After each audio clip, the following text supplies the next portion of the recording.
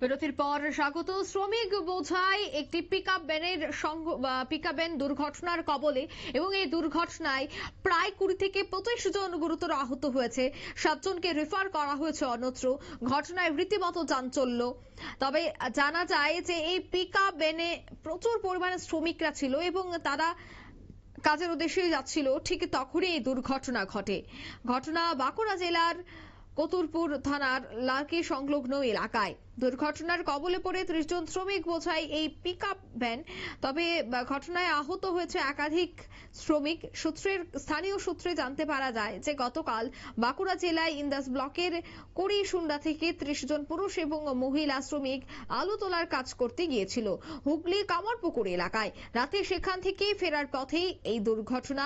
নিয়ন্ত্রণ হারিয়ে পিকআপ ভ্যানটি রাস্তার পাশের নয়নজলিতে উল্টে যায় এবং স্থানীয়দের দাবি অত্যাধিক দ্রুত গতিতে আসার জন্যই এই দুর্ঘটনার পরে এই ঘটনাস্থলে ছুটে আসে স্থানীয় বাসিন্দা এবং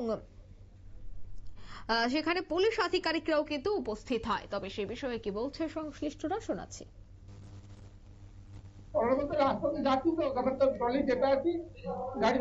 গাড়িটা ডান দিকে হেলছে, এখন হঠাৎ করে আটটা ভাব করলো গাড়িটা আমরা গাছে নামিয়ে দিল। বেশি হয়েছে নেমে গেছে, সব লোকগুলো আলু ফালু সব ওটা দুর্বার হয়ে গেছে।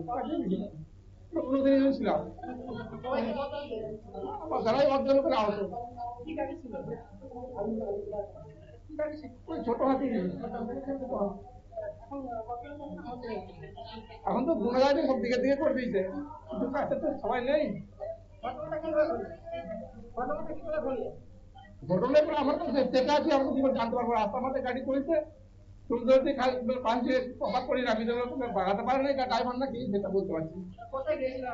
আলু বাড়তে গেছি, হ্যাঁ সবাই আলু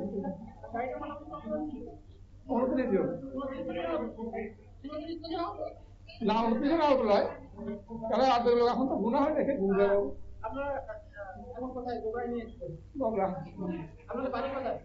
বাড়ি করেছি না, হ্যাঁ সবারই বাড়ি করেছি। যাদব মাঝে। হ্যাঁ, আপনারা শুনলেন শ্রমিকদের বক্তব্য। তারা গাড়িতে করে যাচ্ছিল এবং তখনই দুর্ঘটনার কবলে পড়ে এই পিকআপ ভ্যান। তবে এই বড় ঘটনায় কিন্তু প্রায় 20 থেকে 25 জন আহত হয়েছে এবং 7 জনকে অন্যত্র রেফার করা হয়েছে। নিয়ে নিয়েছে ছোট্ট একটি বিজ্ঞাপন বিরতির সঙ্গে থাকুন।